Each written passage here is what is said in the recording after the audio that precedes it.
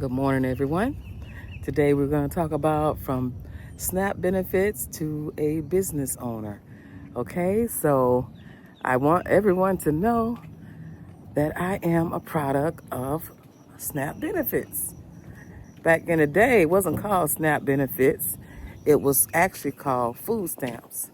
And I'm a proud person that my mother knew that she wanted to feed her two children. And so she went and applied for food stamps. And that was very hard for her because she was a divorced mother and had two kids and she had to feed her children. Okay? So she took three jobs. Mother worked three jobs to get off SNAP benefits and took us by the arm and went and showed us how to clean houses to make some extra income because we were too young to go get a job. So those who are out there on the SNAP benefits and that are being, told that you may not have those benefits come in a few days, I feel your pain. That never had happened to us.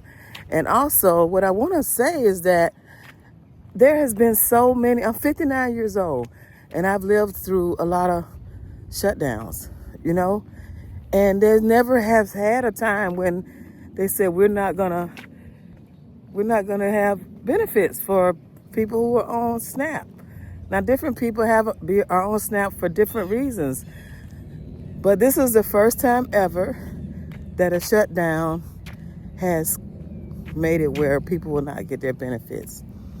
Well, I'm here to tell you that I know it's tough. You see a lot of people threatening to do a lot of things if they don't get their benefits. But first, let's digress and let's not make this situation worse than it can be. There are a lot of food banks that are going to be opening to help people through this. But then you got December, right? And then you got January. And then it's gonna come back, but will it come back for you? Will you be one of the ones that they say, no, you don't qualify anymore? Well, let's have a suggestion for that.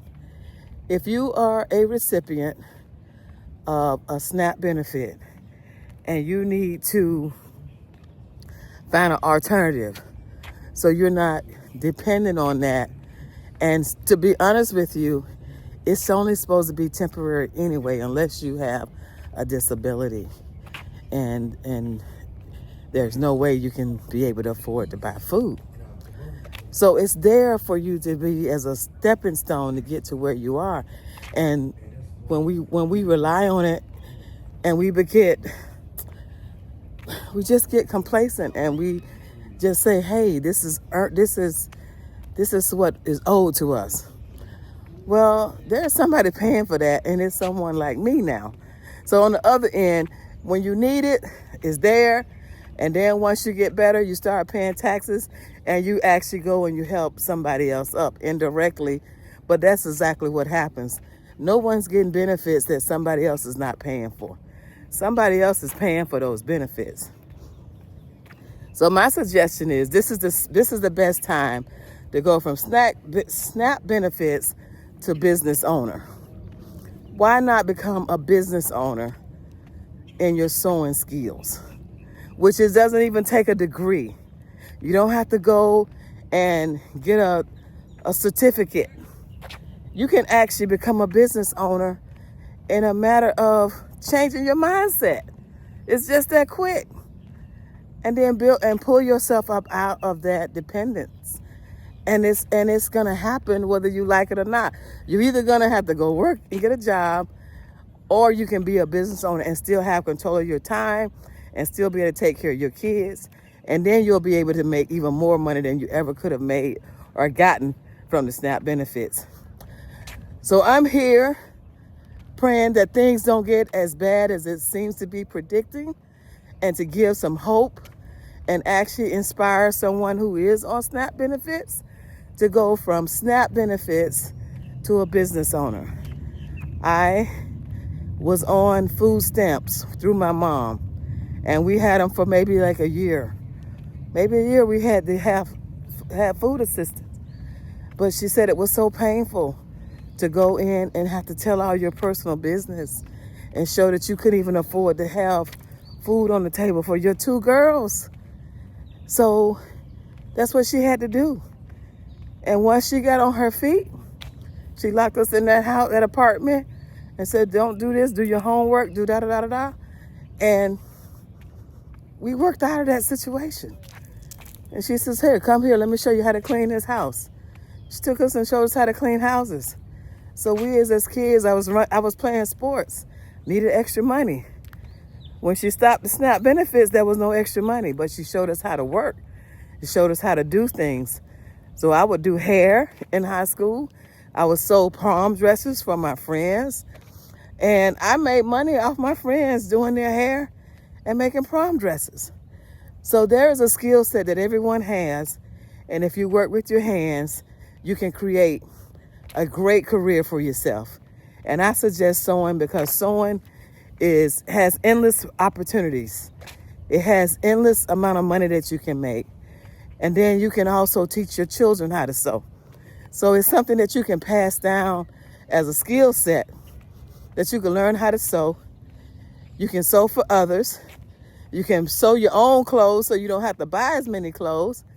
And this will just be a better way to set yourself up for success and buy property.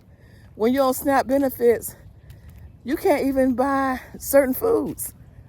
You can't afford to live in certain areas. You can't afford to buy a house, you know? So when the government gives you something, it's a red line. A red line means that it's a spot that you can't, it's a red line that you can't pass or you can't get over because you have to do exactly what they say to do. Eat what they say to eat. Buy it when they tell you can buy it. And that is just so disheartening because you may want a certain type of milk or a certain type of vegetable or a certain type of something, and it'll say, no, you got to take that out your bag. That doesn't qualify for a SNAP benefit. Certain type of detergent, nope, you got to buy the lower brand because that doesn't qualify. So as a former SNAP recipient, I want you to know you can thrive and you can make it, and he will open a door where there is no door. He'll make it where you can actually do better than you were when you change your mindset and say, I'm going to be a business owner. Remember, you can turn your pain and you can make it for you can gain. You can turn everything around.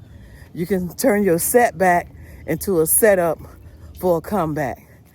You can do that. Change your mindset.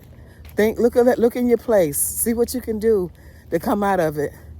You know, make some sacrifices. You can learn how to sew online.